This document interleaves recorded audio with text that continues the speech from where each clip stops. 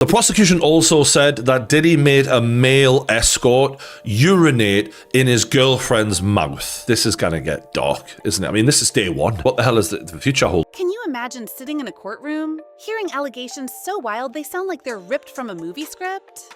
That's exactly what's unfolding in P. Diddy's trial, where day one dropped jaw-dropping claims that have everyone talking. The prosecution kicked things off with a bombshell, accusing Diddy of running a criminal empire for 2 decades, with an inner circle that helped him pull it off and keep it hushed. They're throwing serious charges at him: racketeering conspiracy, sex trafficking by force, fraud, coercion, and transporting for prostitution. Picture this: Diddy, sitting in court, clutching a Bible, maybe hoping it'll paint him as a saint. But the prosecution isn't buying it, and honestly, with allegations this dark, that Bible might not be enough to sway anyone. They're out to prove he's been orchestrating chaos for years, and they've got receipts, or so they claim. Then, the spotlight turned to Cassie Ventura, Diddy's ex, whose story is at the heart of this case. The prosecution alleges Diddy controlled her with threats, like holding sex tapes of her with male prostitutes over her head, calling them souvenirs of the most humiliating nights of her life. It gets worse. They say Diddy and his bodyguards went as far as kidnapping an employee, torching a car, and dangling someone off a balcony. Cassie's expected to take the stand, and her testimony could be the nail in the coffin, especially since we've all seen the CCTV footage of Diddy assaulting her. One chilling detail? They claim he brutally beat her after finding out she was seeing another man. A violent outburst, they say, fits a pattern of domination. It's the kind of story that makes you wonder how someone could endure it, and what she'll reveal when she speaks. What's wild is how these opening moves set the stage for a trial that's already packed with drama. The prosecution's painting Diddy as a mastermind of manipulation, while that Bible in his hand feels like a desperate prop. And Cassie's story? It's not just about one incident, it's about years of alleged control, fear, and humiliation. You can't help but wonder, what's coming next? Will Cassie's testimony seal Diddy's fate? Or is there more we don't know? The trial's first day didn't hold back, plunging into the grim details of so-called freak-off parties that paint a haunting picture of Cassie's experience. The prosecution alleges these events were far from consensual, with Cassie coerced into participating just to keep Diddy happy. Refusal wasn't an option. Severe consequences loomed if she didn't comply. One gut-wrenching claim stands out. Diddy allegedly forced a male escort to urinate in Cassie's mouth during one of these parties, leaving her humiliated and trapped. The prosecution says drugs fueled these nights, pushing Cassie to the brink. She even overdosed at one event, nursing an open wound from a recent assault. What hits hard is Cassie's choice to share these degrading details. Who'd willingly air something so personal unless it was true? Her vulnerability adds weight to her story, making it tough to dismiss. Can't wait to see 3 a.m. Yes. The controversy. Yeah. How can we get a tape of this? Oh, I'm going to send it to you. I will email it to you. Email me the whole thing. Yes, I love yes, it. I love that you're constantly crushing the glass ceiling, or crushing the black ceiling. Yes. You're one of the first. One of the first. You know, I'm blessed to be in this industry. Yes, and you're I blessed. just try to blend it with my artistry. Yeah, and you create. But the defense? They're playing a different game, and it's a clever one. They don't deny Diddy's a mess, calling him complicated and flawed. They admit he's got issues. Drug use? Check. Bad temper? Yup. Jealous streak? Absolutely. But here's their angle. None of that makes him a criminal in the eyes of the law. They paint him as a magnetic mogul, a guy whose fame and clout drew people in willingly, not by force. Relationships, they argue, were consensual, driven by the allure of being in Diddy's orbit. They even tackle his history of lying, like when he called Cassie's abuse claims a cash grab before CCTV footage proved him wrong. Instead of dodging it, they spin it. Owning some faults makes him authentic, so when he denies the big crimes, it's easier to believe him.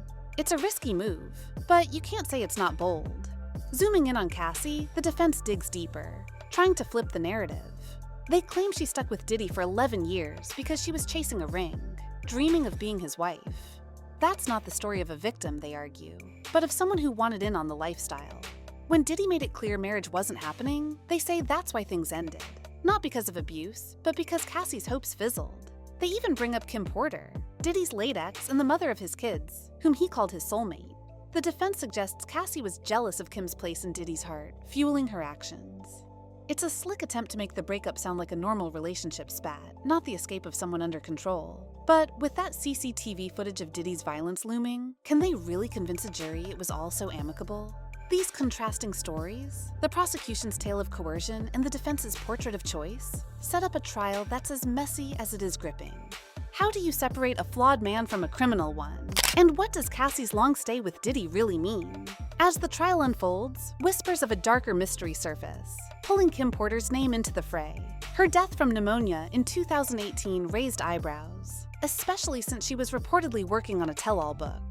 Some speculate Diddy had a hand in it, fearing she'd expose his secrets. It's a chilling thought. Could he have silenced the mother of his children to protect his empire? No hard evidence ties him to it, but the suspicion alone adds a sinister layer to this case, making you wonder what else might lurk beneath the surface. The courtroom then heard from Mr. Flores, a hotel security guard who witnessed a brutal 2016 incident. He described stepping off an elevator to find Diddy, in just a towel and socks, glaring with a devilish stare.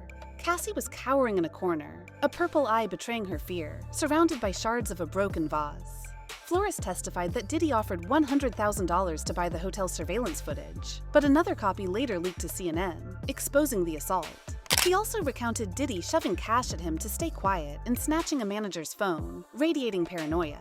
The defense pounced, questioning why Flores didn't mention that devilish stare in his initial report, hinting he might be exaggerating. They also pressed him on not feeling threatened by Diddy and pointed out Diddy telling Cassie she could leave, suggesting he wasn't as controlling as claimed. But the idea that Diddy felt he could dictate her freedom only underscores his need for dominance. It's a weak counter when the footage speaks for itself. Then came Mr. Phillips, a male escort whose testimony peeled back the curtain on the freak-off parties. Paid to sleep with Cassie multiple times, he described a bizarre birthday encounter where Cassie asked him to rub baby oil on her, leading to sex while Diddy watched, masked and directing like a twisted stage manager. Diddy barked orders. More oil, roleplay as strangers meeting at an airport, stretching sessions to 10 grueling hours as Cassie was shuffled between men. Phillips saw Diddy's rage firsthand, once throwing a bottle and dragging Cassie by her hair for not obeying fast enough, her apologies echoing as slaps landed. He stayed silent after Diddy photographed his driver's license, a clear threat that left him fearing for his life. Phillips claimed he kept returning to check on Cassie, a flimsy excuse the prosecution called out as self-serving. The defense seized on one detail. Phillips admitted Cassie seemed to enjoy the encounters, a point they wielded to argue consent. It's a calculated move to muddy the waters. But when you hear about Cassie screaming, "I'm sorry," mid-assault, it's hard to buy she was there by choice. These testimonies, Flores' raw account and Phillips's disturbing glimpse into Diddy's world, tighten the noose. From hushed-up footage to violent control, the trial paints a vivid, unsettling picture. What's next? The defense keeps swinging, questioning why Cassie and others didn't run to the police sooner. Their angle? Accusers were chasing Diddy's cash and only spoke up when the money dried up. They point to a woman named Jane, among others, insisting these women were willing players in the sexual escapades, not victims. It's a bold tactic, framing the accusations as opportunistic rather than rooted in coercion, but it sidesteps the fear and control that might have silenced them. Then there's the CCTV footage, a bombshell the prosecution leaned into hard. They played a slowed-down version in court, showing Diddy's assault on Cassie in stark detail. The defense fought to ban it, claiming the faster CNN cut was doctored to look more brutal. The court wasn't having it, letting the footage stand as damning evidence of Diddy's violence. It's a gut-punch moment that backs the prosecution's case with undeniable clarity. The trial's complexity shines through as the defense admits Diddy's flaws, drugs, temper, to seem honest while denying federal crimes. Yet, Diddy's past lies, like dismissing Cassie's abuse claims as a cash grab before the CCTV surfaced, haunt him. Can he dodge conviction with Cassie's testimony and that footage looming? The narrator wrestles with staying neutral, but can't hide shock at the case's darkness. A Surfshark VPN ad pops up, a jarring detour from the grim narrative. But the trial's weight remains unshakable. That's the wild start to Diddy's trial. Shocking claims and intense testimonies. What do you think about the evidence so far? Drop your thoughts in the comments, hit that like button, and subscribe for more trial updates. Next week, we're diving deeper into this crazy case. Don't miss it.